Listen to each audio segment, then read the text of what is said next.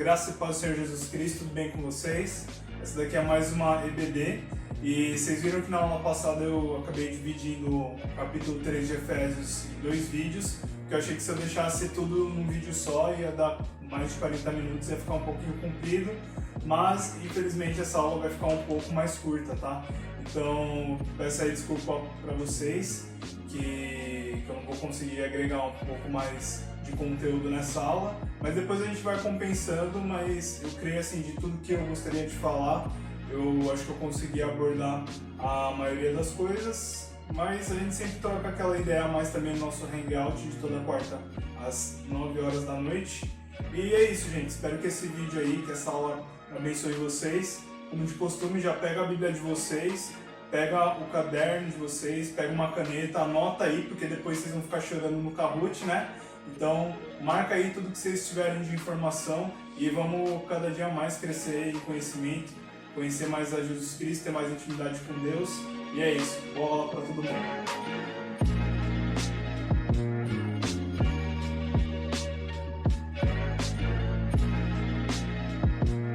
Então, depois de Paulo ele falar sobre esse valor inestimável que é conhecer a Jesus Cristo, toda a tua graça, toda a justificação que nós temos em Cristo mediante a fé, ele passa a falar assim, ó, agora a gente precisa prosseguir para um alvo. Então ele traz bastante um exemplo de como se fosse um atleta numa corrida, que Paulo adora fazer isso, até em Timóteo tem essa referência, e ele fala como se fosse um atleta correndo uma corrida, e ele usa alguns termos aí, e a gente vai ver um pouquinho sobre isso. Versículo 12 diz assim: não que eu já tenha recebido isso, ou já tenha obtido a perfeição, mas prossigo para conquistar aquilo para o que também fui conquistado por Cristo Jesus. Irmãos, quanto a mim, não julgo havê-lo alcançado, mas uma coisa faço, esquecendo-me das coisas que ficam para trás e avançando para as que estão diante de mim. Prossigo para o alvo, para o prêmio da soberana vocação de Deus em Cristo Jesus. Então Paulo começa falando, ó, existe uma meta, existe um alvo nas nossas vidas. E a gente precisa ter uma postura mental. Então, tudo aquilo que é passado, todas essas práticas judaizantes, todo esse orgulho na nossa carne, tudo isso daí deve ficar para trás, esquecendo-me das coisas que para trás ficam e avançando e prosseguindo. Então, a gente tem que ter uma postura mental, que é esquecer das coisas do passado e focar os nossos olhos nas coisas futuras, na nossa eternidade, focar os nossos olhos em Jesus Cristo. Existe também uma contribuição pessoal de cada um de nós, existe um esforço pessoal. Paulo ele usa aqui algumas palavras, usa esquecendo-me, prossigo, e isso conota que a gente tem que ter um esforço. E quando ele fala de prosseguir, ele não está simplesmente dizendo ir atrás, mas ele usa o mesmo termo no livro de Atos, quando ele fala que ele perseguia a igreja. Então, esse termo aqui é como se fosse um caçador que ele está caçando uma presa. Então, a gente tem que ter esse olhar, essa cautela nas coisas celestiais, como se fosse um caçador prosseguindo, perseguindo com os nossos olhos fixos na eternidade. Existe um esforço pessoal nosso. Então, a gente deve ver as nossas vidas de acordo com essa realidade. Não é porque fomos justificados, não é porque Jesus Cristo nos salvou que a gente vai ficar sentado no sofá o dia inteiro sem fazer nada. E existe um alvo também, e esse alvo é um pouco diferente do alvo que a gente já está mentalizando aí, que é aquele alvo, o círculozinho, mas esse alvo é como se fosse aquela fita, manja das corridas que o corredor está correndo, chega no final da corrida, tem aquela fita, e ele rompe aquela fita. Aquela fita é o que o Paulo está dizendo como um alvo. Então é como se a gente estivesse numa corrida e o nosso alvo é a linha de chegada. Então quando a gente rompe essa linha de chegada, a gente alcança a eternidade e a maturidade cristã. E aí até me lembra um pouquinho lá em Hebreus 12, eu vou ler aqui só para a gente firmar ainda um pouquinho mais esse pensamento. Portanto, também nós, que temos a rodear-nos tão grande nuvem de testemunhas, livremo-nos de todo o peso e do pecado que tão firmemente se apega a nós, e corramos com perseverança a carreira que nos está proposta, olhando firmemente para o autor e consumador da fé, Jesus, o qual, em troca da alegria que lhe estava proposta, suportou a cruz, sem se importar com a vergonha, e agora está sentado à direita do trono de Deus. Aqui em Hebreus a gente vê um exemplo bem similar, é como se a gente tivesse que se libertar de todo o embaraço, de todo o peso e correr essa corrida com os nossos olhos fixos em Jesus Cristo. Jesus Cristo ele já venceu essa corrida, ele está lá na glória. Então os nossos olhos têm que estar lá na linha de chegada, que é onde Jesus Cristo está esperando cada um de nós. E junto com Jesus Cristo também está o nosso prêmio, o nosso galardão. E eu não vou falar aqui sobre o galardão que a gente vai receber, desse lance de coroa e tal, mas o maior galardão que a gente pode receber, o maior prêmio que a gente pode receber dessa corrida, não que nós merecêssemos, tudo por graça, é a gente viver eternamente com o nosso Deus, com o nosso Senhor. É viver na glória eternamente com Deus, contemplar Ele face a face, experimentar da sua graça, da sua glória em plenitude, vê-lo como os anjos veem, vê-lo como se não houvesse mais barreiras, viver em intimidade plena com o Senhor, nosso Deus que nos criou. Então esse é o maior prêmio que a gente pode obter nessa corrida das nossas vidas. Versículo 15 e 16 diz o seguinte: todos, pois, que somos maduros, tenhamos este modo de pensar, e se alguma coisa vocês pensam de modo diferente, também isso Deus revelará para vocês. Seja como for, andemos de acordo com o que já alcançamos.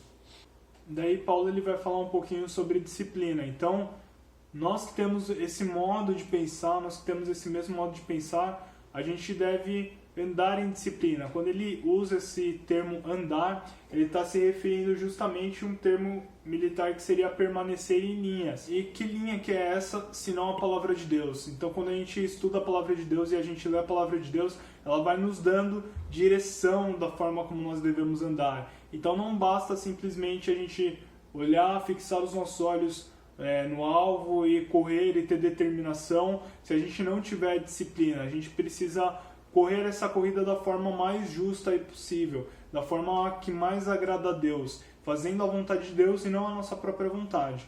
E aí, para finalizar, gente, Paulo fala sobre a esperança da vida eterna. E aí eu vou ler aqui a partir do versículo 17. Irmãos, sejam meus imitadores e observem os que vivem segundo o exemplo que temos dado a vocês. Pois muitos andam entre nós, dos quais repetidas vezes eu lhes dizia, e agora digo até chorando, que são inimigos da cruz de Cristo. O destino deles é a perdição, o Deus deles é o ventre, e a glória deles está naquilo de que deviam se envergonhar, visto que só pensam nas coisas terrenas. Pois a nossa pátria está nos céus, de onde também aguardamos o Salvador, o Senhor Jesus Cristo, o qual transformará o nosso corpo de humilhação para sermos igual ao corpo da sua glória, segundo a eficácia do poder que ele tem de até subordinar a si todas as coisas. Portanto, meus irmãos, de quem tenho muitas saudades, vocês que são minha alegria e coroa, sim, meus amados, permaneçam deste modo firmes no Senhor. Paulo dá uma dica aqui. Gente, ao invés de vocês se espelharem nos judaizantes, aqueles que eu disse para vocês ter cuidado, foca nas pessoas que estão realmente vivendo vida de modo digno. Então, sejam meus imitadores, imitem aqueles que vivem de forma digna. Paulo deixa o seu próprio exemplo ali para os filipenses. Até na aula passada a gente viu como Paulo ele elogia Timóteo, ele elogia Epafrodito. Então existem pessoas que vivem realmente de modo digno e a gente tem que se espelhar nessas pessoas que estão cumprindo a vontade de Deus, que estão vivendo suas vidas na palavra de Deus.